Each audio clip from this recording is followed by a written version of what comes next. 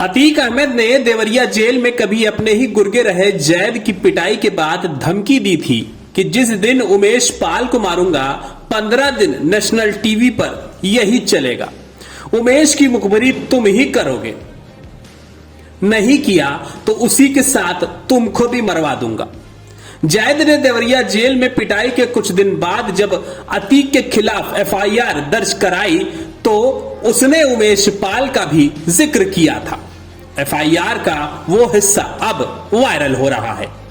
माना जा रहा है कि अतीक 2019 से उमेश की हत्या की साजिश रच रहा था। कभी अतीक के बेहद खास रहे आबिद प्रधान का दामाद जैद अतीक अहमद की सरपरस्ती में कुछ ही सालों में करोड़ों में खेलने लगा था। धूमनगंज, मरियाडीहा, असरौली, एयरपोर्ट के पास के इलाकों के साथ बमरौली में जितनी जमीनों की खरीद फरोख्त होती, जैद हर जगह हस्तक्षेप करता। प्लाटिंग के साथ साथ वो गुंडा टैक्स भी वसूलने लगा था। बमरौली में एक जमीन को लेकर जैद और अतीक के किसी करीबी के बीच ठन गई। अतीक ने अपने लोगों से जैद को कहलवाया कि वो विश्वपुरी वाली जमीन पर अपना दावा छोड़ दे, लेकिन जैद नहीं माना। 22 नवंबर 2018 को जैद अपने चचेरे भाई ओवैश अहमद और दोस्त अभिषेक पांडे के साथ कार से कहीं जा रहा था। धूमनगंज क्षेत्र से कार से तीनों को उतारकर दूसरी गाड़ी में बैठा दिया गया। तीनों का अपहरण कर देवरिया जेल ले जाया गया। वहां अतीक और उसके गुर्गों ने जैद को पीटकर अधमरा कर दिया। ओवैश और अभिषेक को भी जमकर पीटा गया था। यहीं पर अतीक ने जैद को धमकी दी थी कि जमीन छोड़ दो, जिसको मैं कहूं रजिस्ट्री कर देना। यह भी कहा कि उमेश पाल को जिस दिन मरवाऊंगा 15 दिन नेशनल टीवी पर चलेगा।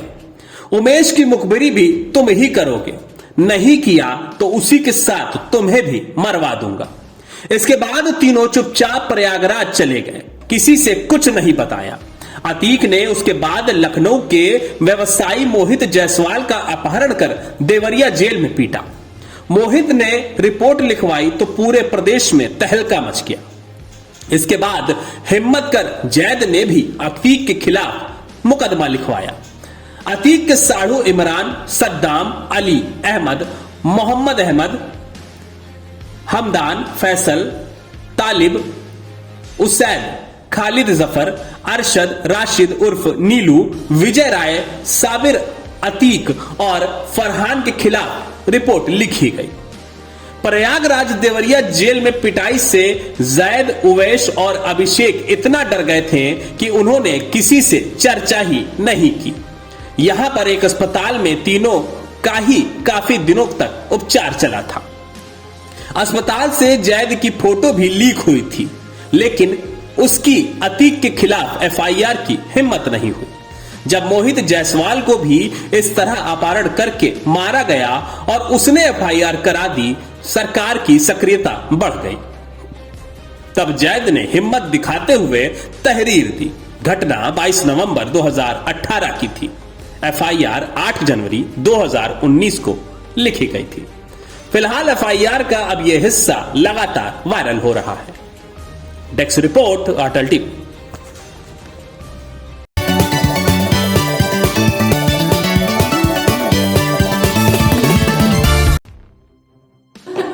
समाजवादी पार्टी के नेता स्वामी प्रसाद मौर्य लगातार अपने बयानों की वजह से चर्चा में रहते हैं। रामचरितमानस पर विवादित बयान देकर वो पिछले दिनों खासा चर्चाओं में रहे हैं। इसी बीच सपा नेता स्वामी प्रसाद मौर्य ने एक बार फिर रामचरितमानस सुंदर कांड पर सवाल उठाते हुए योगी सरकार पर हमला बोल दिया है। दरअसल उत्तर प्रदेश की योगी आदित्यनाथ सरकार ने चैत्र नवरात्रि में प्रदेश के हर जिले में अखंड रामायण और दुर्गा सप्तशी पर पाठ करवाने का फैसला किया है। अब इसी को लेकर स्वामी प्रसाद मौर्य ने योगी सरकार पर हमला किया है। सपा नेता स्वामी प्रसाद मौर्य ने ट्वीट किया है, ढोल गवार शूद्र पशु नारी सकल ताड़ना के अधिकारी। उसी सुंदरकांड का हिस्सा है जिसका सरकार ने पाठ कराने का निर्णय लिया है। यानी सरकार का यह निर्णय महिलाओं और शूद्र समाज को प्रताड़ित व अपमानित करने के लिए 3% लोगों को बढ़ावा देने और 97% हिंदू समाज की भावनाओं को आहत करने वाला है। उत्तर प्रदेश की भाजपा सरकार ने सरकारी खर्चे पर मानस के जिस सुंदरकांड का पाठ कराने का निर्णय लिया है, उसके लिए आर्थिक सहयोग देकर के हर जिले में सरकारी खर्च पर इस पाठ कराने की व्यवस्था सही माने में दुर्भाग्यपूर्ण है, क्योंकि इसी सुंदरकांड में ढोल गंवार शूद्र पशु नारी शकल ताड़ना के अधिकारी का प्रयोग हुआ है, जिसके माध्यम से देश की महिलाओं और शूद्र समाज में आने वाली सभी आदिवासी, दलित और पिछड़े जातियों को प्रताड़ित, मारने और पीटने का पात्र बताया गया है। इस सुंदरकांड का पाठ कराने का मतलब है 3% ऐसे लोग जो देश की महिलाओं, आदिवासियों, दलितों, पिछड़ों को नित्य प्रति अपमानित करना अपना धर्म समझते हैं, उनको बढ़ावा देना है। और 97% हिंदू समाज के वो लोग जिसमें देश की समस्त महिलाएं और शूद्र समाज आता है, उसको मारने, पीटने और प्रताड़ित करने का बढ़ावा देकर के इनका मजाक उड़ाने का एक घिनौना खेल खेला गया है। बहुत ही दुर्भाग्यपूर्ण है कि सरकार का यह निर्णय धार्मिक भावना से ओतप्रोत नहीं है, बल्कि इस देश की महिलाओं, आदिवासियों, दलितों और पिछड़ों को मारने, पीटने और प्रताड़ित करने वाले लोगों को बढ़ावा देने का है। बता दें कि योगी सरकार के चैत्र नवरात्रि को लेकर लिए गए फैसले पर समाजवादी पार्टी के अध्यक्ष और सूबे के पूर्व मुख्यमंत्री अखिलेश यादव ने भी निशाना साधा था। अखिलेश यादव ने योगी सरकार पर पुजारियों का मानदेय न बढ़ाने का आरोप लगाया था। अखिलेश यादव ने ट्वीट किया था कि सपा सरकार के समय पुजारियों के लिए मानदेय दिया गया था, दर्शनार्थियों को कई सुविधा उपलब्ध थी। आज भाजपा सरकार ना तो पुजारियों का मानदेय बढ़ा रही है, ना जनता के लिए सुविधाएं, बस धन उगाही के नए नए तरीके ढूंढ रही है। भाजपा धर्म का बाजारीकरण कर आस्थाओं का शोषण ना करे, जनता आक्रोशित है। फिलहाल विपक्ष अब सूबे की सरकार के ऊपर हमलावर है।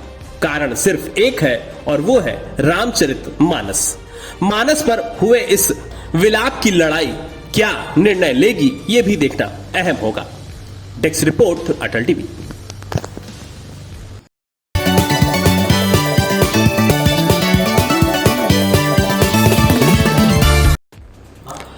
जम्मू कश्मीर पुलिस ने हाल में एक ऐसे ठग को गिरफ्तार किया है जिसके कारनामे सुन सुकेश चंद्र शेखर का भी मुंह खुला रह जाएगा। गुजरात के रहने वाले इस ठग्गू का नाम किरण भाई पटेल है। वो खुद को प्रधानमंत्री कार्यालय का शीर्ष अधिकारी बताता था। इस दावे के साथ उसने जम्मू कश्मीर के पूरे सरकारी तंत्र को तितर बितर करके बेवकूफ बना डाला। फर्जी पीएमओ अधिकारी बन किरण भाई पटेल कश्मीर गया, वहां दबाकर मौज काटी, खूब घुमा फिरा, महंगे होटल में रहा, लाइन ऑफ कंट्रोल तक पहुंच गया। इस सब के दौरान उसे प्रशासन में पर्सनल सिक्योरिटी भी मिली। और तो और गुजरात के इस ठग्गू ने जम्मू कश्मीर के शीर्ष अधिकारियों के साथ कई मीटिंग भी कर डाली। किरण भाई पटेल पीएमओ में अतिरिक्त निदेशक के पद पर होने का दावा करता था। एक रिपोर्ट के मुताबिक सूत्रों ने बताया है कि पीएमओ का एडिशनल डायरेक्टर बनकर किरण पटेल पिछले साल अक्टूबर महीने से कश्मीर घाटी में घूम रहा है। इस दौरान वो उड़ी में एलओसी के पास सेना की कमान पोस्ट से लेकर श्रीनगर के लाल चौक तक हो आया है। श्रीनगर के निशात पुलिस स्टेशन में किरण पटेल के खिलाफ एफआईआर दर्ज की गई है। रिपोर्ट के मुताबिक एफआईआर में लिखा गया है कि आरोपी इस थाना क्षेत्र और कश्मीर घाटी के दूसरे इलाकों में अलग अलग गतिविधियों में शामिल था। इस दौरान उसने सरकारी सुख सुविधाओं का मजा मारा, एक लग्जरी होटल में भी रुका। उसकी सुरक्षा के लिए पुलिस ने बकायदा पीएसओ के जवान तक लगाए थे। किरण पटेल ने कुछ समय पहले अपने ट्विटर हैंडल और इंस्टाग्राम अकाउंट से एक वीडियो भी डाला था। इसमें वो कश्मीर में घूमता दिख रहा है। उसके साथ पीएसओ के जवान को भी देखा जा सकता है। ऐसा लग रहा है कि कोई हाई प्रोफाइल अधिकारी टाइट सिक्योरिटी के बीच जम्मू कश्मीर के हालात जानने पहुंचा है।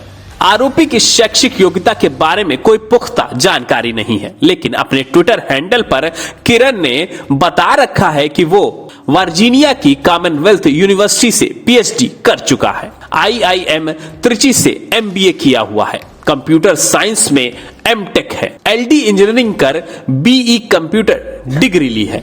इसके अलावा वो खुद के विचारक, रणनीतिकार, विश्लेषक और कैंपेन मैनेजर होने का दावा भी करता है। गुजरात के इस ठग के कारनामों ने जम्मू कश्मीर पुलिस और प्रशासन को शर्मसार कर दिया है।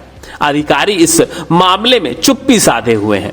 आरोपी की गिरफ्तारी के बाद पुलिस ने भारतीय दंड संहिता आईपीसी की धारा 419, 420, 468 और 471 के तहत किरण पटेल पर मुकदमा दर्ज किया है। वहीं केंद्र शासित प्रदेश के आला अधिकारियों से भी पूछताछ की गई है। मामले में पुलवामा के डिप्टी कमिश्नर बशीर उल हक और पुलिस अधीक्षक जुल्फकार आजाद से पुलिस ने पूछताछ की है। इनसे सवाल किया गया है कि किरण भाई पटेल को वो समय पर कैसे नहीं पकड़ पाए।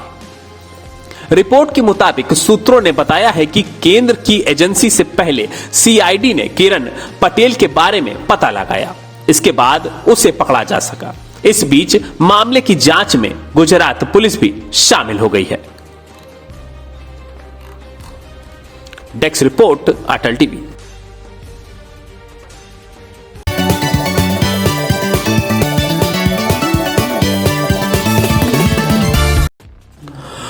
ठुकरा के मेरा प्यार मेरा इंतकाम देखेगी, ये गाना तो आप सबने सुना होगा। ये मूवी भी आप सबने देखी होगी, जहां पर राजकुमार राव को उनकी हीरोइन ने धोखा दे दिया और धोखे से परेशान राजकुमार राव ने यूपीएससी की परीक्षा क्लियर करके डीएम बनना सही समझा। डीएम बन भी गए, लेकिन एक इसी तरह का मामला नोएडा से भी निकल के सामने आया है। बस उसमें थोड़ा सा अलग ये है कि यहां पर लड़के को लड़की ने धोखा नहीं दिया, उसके मालिकों ने उसे नौकरी से निकाल दिया और फिर नौकर ने इंतकाम ले लिया। इंतकाम भी ऐसा जो मानो खून जला दे। जी हां, नोएडा के सेक्टर 57 स्थित मैक्सवेल व्हाइट हाउस सोसाइटी में 15 लोगों की कार पर एक युवक ने तेजाब फेंक दिया।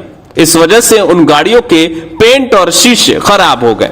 युवक का कारों पर तेजाब फेंकने का वीडियो सीसीटीवी में कैद हो गया। अब इसका वीडियो सामने आया है। आरोपी की पहचान हरदोई के रामराज के रूप में हुई है। इस मामले को लेकर के सोसाइटी के निवासियों ने थाने में मुकदमा दर्ज कराया है। पुलिस ने शिकायत के आधार पर आरोपी को गिरफ्तार कर जेल भेज दिया है। यह मामला कोतवाली सेक्टर 113 का है। युवक सोसाइटी में कारों की सफाई का काम करता था। सोसाइटी के लोग उसके काम करने के तरीके से नाखुश दिख रहे थे।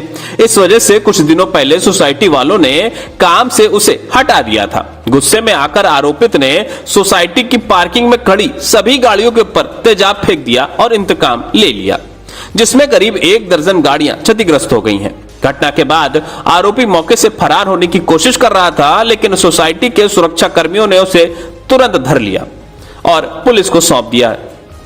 थाना सेक्टर 113 के प्रभारी निरीक्षक जितेंद्र कुमार ने बताया कि सोसाइटी में रहने वाले रोशन राय और उनके साथियों ने रामराज के खिलाफ शिकायत दर्ज कराई है। उनका कहना है कि रामराज ने उनकी गाड़ियों पर तेजाब फेंका है, जिससे काफी नुकसान हुआ है।